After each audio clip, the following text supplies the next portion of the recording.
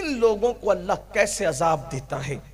آئیے، اللہ اکبر، میرے آقا صلی اللہ علیہ وسلم کے دیوانوں، اللہ کے حبیب، ہم سب کے آقا غیب دا نبی صلی اللہ علیہ وآلہ وسلم ارشاد فرماتے ہیں کہ جب کسی بے نمازی کو اس کی قبر میں رکھا جاتا ہے جس نے نماز نہیں پڑھی۔ آج یہ بات عام ہے، جب نماز کا ذکر ہوتا ہے لوگ سوچتے ہیں یہ تو مولوی صاحب کی بات ہے کہ وہ تو نماز کا ذکر کریں گے، مگر ایک بات یاد رکھیں، نماز چھوڑ کر کوئی سچا مسلمان ہو ہی نہیں سکتا۔ مسلمان بننے کے لیے نماز ضروری ہے۔ حضور اکرم صلی اللہ علیہ وآلہ وسلم کے صحابہ کہتے تھے کہ ہم نبی کے دور میں مسلمانوں کو نماز سے پہچانتے تھے کہ جو نماز پڑھتا ہے وہ مسلمان ہے، جو نماز نہیں پڑھتا وہ مسلمان نہیں ہے۔ یہ بات ہے۔ بڑے پیر کی 11ویں کرنے والوں، ہم کہتے ہیں غوث پاک کی 11ویں ہم کرتے ہیں، کبھی سوچا اگر نماز نہیں پڑھتے تو غوث پاک اس کو قبول بھی کرتے ہیں کہ نہیں کرتے؟ میں نے غوث پاک کے ملفوظات میں یہ بات پڑھی، پتہ نہیں لکھنے والے نے کہاں تک انصاف کیا، لیکن یہ بات موجود ہے، دھیان سے سننا۔ غوث پاک بے نمازی سے کتنی نفرت کرتے ہیں۔ غوث پاک کے دل میں بے نمازیوں سے محبت نہیں ہے، بلکہ نفرت کتنی ہے۔ غوث پاک بے نمازیوں کو کتنا برا جانتے ہیں۔ سرکار غوث العظم دستگیر پیران پیر کا فرمان ہے، فرماتے ہیں اگر تم رستہ چل رہے ہو، رستے سے آ رہے ہو اور تمہارے پاس راستے میں ایک کتا گندگی میں بھرا ہوا آ رہا ہے اور ایک بے نمازی آ رہا ہے، اب تمہیں دونوں کے بیچ سے گزرنا ہے، اب آپ کو یا تو کتے کی طرف ہٹنا پڑے یا تو بے نمازی کی طرف ہٹنا پڑے، تو تم ہٹو گے کدھر؟ وہ فرماتے ہیں جو گندگی میں بھرا ہوا کتا ہے اس کی طرف ہٹ جانا، مگر بے نمازی کی طرف مت ہٹنا، اس لیے کہ کتے کی جو نجاست ہے اگر وہ تمہارے جسم پہ لگ گئی تو اس کو آپ تھوڑے سے پانی سے دھل کر پاک ہو جاؤ گے، لیکن بے نمازی کی نحوست اگر تم پر پڑ گئی تو اس کو دنیا کے کوئی سمندر کا پانی دھو نہیں سکے گا۔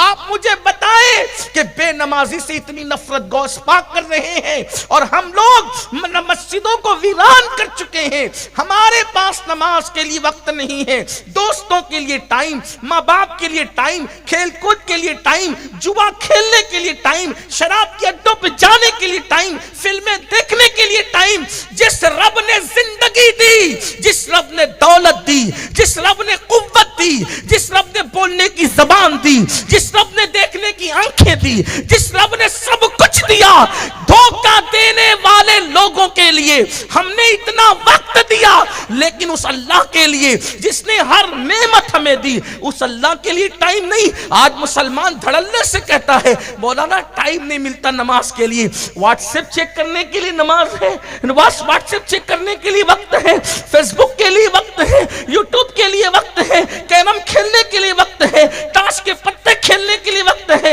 ادھر ادھر بیٹھ کر کسی کی غیبت کرنے کے لیے وقت ہے، اللہ کی نماز کے لیے وقت نہیں ہے، اللہ کی عبادت کے لیے وقت نہیں ہے۔ سوچو اس غلام کا حشر کیا ہوگا جو اپنے آقا کی بارگاہ میں حاضر ہونے کے لیے وقت نہیں دیتا۔ جس رب نے سب کچھ دیا اس رب کے لیے ٹائم نہیں اپنے پاس۔ انجام کیا ہوگا؟ انجام کیا ہوگا؟ سنو، اللہ کرے کسی کے دل میں بات اترے، اپنے حال پہ رحم کر لو، اس سے پہلے کہ ہماری نماز جنازہ پڑھی جائے نمازی بن جاؤ، اس سے پہلے کہ موت کا فرشتہ آ کر ہمارے جسم کا تعلق ہماری روح سے توڑ دے بدل جاؤ، ورنہ پچھتانے کے سوا کچھ ہاتھ نہیں آئے گا۔ یہ بڑے بڑے مکانات، یہ بڑی بڑی کاریں، یہ بڑا بڑا بینک بیلنس، یہ بڑی بڑی جائیداد، یہ کھیتیاں سب یہیں رہے گی۔ کفن میں کچھ نہیں لے جانا ہے اعمال کے سوا، جو کفن میں لے جانا ہے اس کے لیے ٹائم نہیں، جو یہاں پڑی رہ جانا ہے اس کے لیے رات دن محنت، جھوٹ بول بول کے مال کما رہے ہیں، ناپ تول میں کمیاں کر رہے ہیں، لاٹریاں کھیل رہے ہیں، جوا کھیل رہے ہیں، سود کھا رہے ہیں، جو سب چھوڑ کر جانا ہے اس کے لیے رات دن محنت، جو قبر میں لے جانا ہے اس کے لیے کوئی محنت نہیں۔ تو اپنے سچے نبی نے فرمایا، میری ماں اور بہنوں کی بھی خاص توجہ، یہ بات صرف مردوں کے لیے نہیں ہے، یہ عورتوں کے لیے، ہر انسان کے لیے ہے۔ میرے آقا فرماتے ہیں صلی اللہ علیہ وآلہ وسلم کہ جب بے نمازی کو اس کی قبر میں رکھا جاتا ہے تو 99 سانپ 99 سانپ اس کی قبر میں ڈال دیے جاتے ہیں اللہ کی طرف سے۔ 99 سانپ، یہ کوئی کہانی قصہ نہیں، یہ کسی عام انسان کی بات نہیں، یہ اللہ کے رسول کا فرمان اور نبی کی حدیث کا انکار کرنے والا اور مذاق اڑانے والا مسلمان نہیں ہو سکتا۔ اپنے نبی نے فرمایا، اپنے سچے رسول نے فرمایا 99 سانپ اللہ اس کی قبر میں مسلط کرتا ہے، اور ان سانپ کی طاقت کا عالم کیا ہے؟ ارشاد فرمایا وہ جو 99 سانپ ہیں اس میں سے ایک ایک سانپ کی قوت کا حال یہ ہے کہ اگر وہ سانپ کسی پہاڑ پہ ڈنک مار دے تو پہاڑ ریزہ ریزہ ہو جائے، اگر وہ سانپ دنیا میں پھونک مارے، پھنکار دے تو اس کی گرمی سے سارے انسان مر جائے۔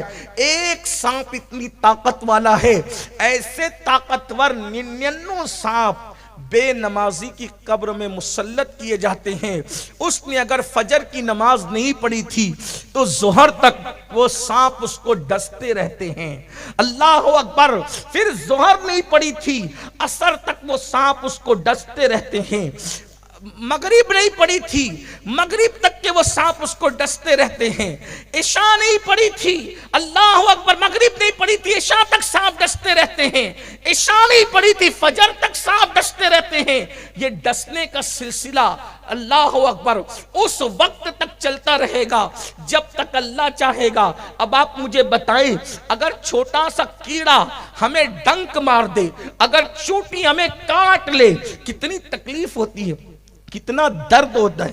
بچھو ڈنک مارے، اس اللہ نہ کرے کسی کو کبھی بچھو نے کاٹا ہو، جن کو کاٹا ہو ان کو پتا ہوگا کہ پورے جسم میں ایک انگار سی ہو جاتی ہے، ایک جلن سی ہو جاتی ہے۔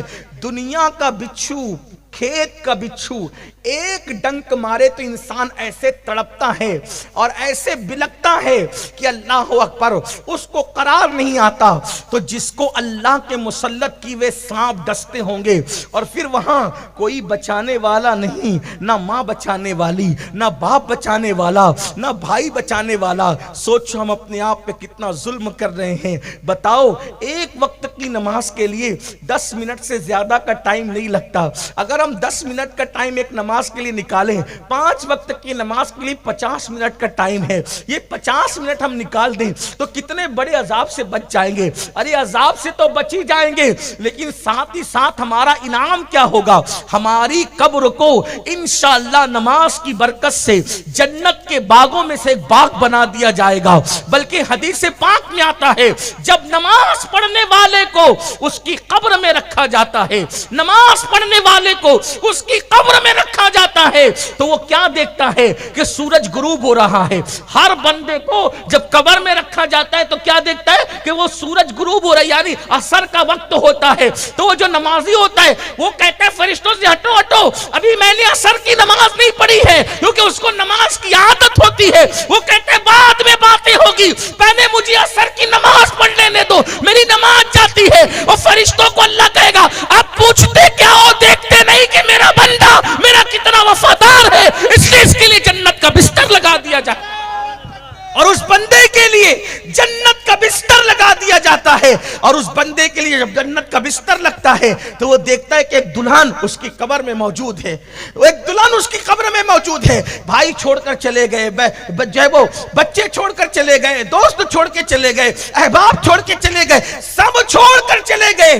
وہ پریشان تھا، لیکن دیکھتا ہے کہ ایک دلہن اس کی قبر میں موجود ہے۔ کہتا ہے آپ کون ہے؟ تو وہ گھونگٹ اٹھا کر کہتی ہے میں تیری نماز ہوں، جب میرا وقت آتا تھا تو تو سب کو چھوڑ دیتا تھا، آج تجھے سب نے چھوڑ دیا ہے تو تیرا دل بہلانے کے لیے اللہ نے مجھے تیری قبر میں بھیجا ہے، اب قیامت تک میں تیرا ساتھ دیتی رہوں گی، تیرا دل بہلاتی رہوں گی۔ اس لیے میرے عزیز بھائیوں، سفر میں رہو تو بھی نماز پڑھو، گھر پہ رہو تو بھی نماز پڑھو، خوشی ہو تو بھی نماز پڑھو، غم ہو تو بھی نماز پڑھو، اور یاد رکھنا یہ مت سوچنا اللہ میری قبول کرے گا کہ نہیں کرے گا، یہ بات دماغ سے نکال دو۔ یہ بات دماغ سے نکال دو، میں ان پڑھ ہوں، میں جاہل ہوں، میں تو دیہاتی ہوں، میں تو گوار ہوں، وہ میری قبول کرے گا کہ نہیں کرے گا؟ واللہ اس کی بارگاہ میں زبانیں نہیں دیکھی جاتی، اس کی بارگاہ میں تو دل کے جذبات دیکھے جاتے ہیں۔ جب کوئی بندہ دل سے جھک جاتا ہے، ایک ہی سجدے پر اللہ اس کو جنت کی بشارت عطا کر دیتا ہے۔ یہ ایک سجدہ جسے تو گرہ سمجھتا ہے، یہ ایک سجدہ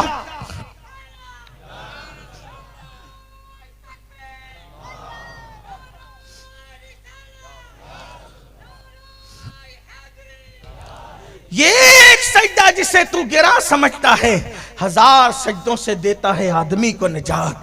آج کل جہاں مرد نماز سے دور ہے، میری مائیں اور بہنیں بھی کوسوں دور ہے، اور میری مائیں بہنیں کہتی مولوی صاحب ہمیں بچوں کو کھلانا پڑتا ہے، بچوں کی پرورش کریں۔ مرد تو چھڑے ہیں، مرد تو ان کو کوئی پرابلم ہی نہیں ہے، ہمیں بچے پالنے پڑتے ہیں، بچوں کو کھلانا پلانا ہے، کپڑے دھلنے ہیں، کھانا بنانا ہے، یہ کرنا ہے، وہ کرنا ہے۔ میں پوچھنا چاہتا ہوں میری بہنوں، یہ بتاؤ بچے صرف تمہارے ہیں یا سیدہ فاطمہ الزہرا کے بھی بچے تھے؟ چھوٹی سی عمر میں، اتنی چھوٹی سی عمر تھی، چھوٹی سی عمر میں اللہ نے 5-6 بچوں سے نوازا تھا، ہر بچے کی خدمت کرتی تھی، لیکن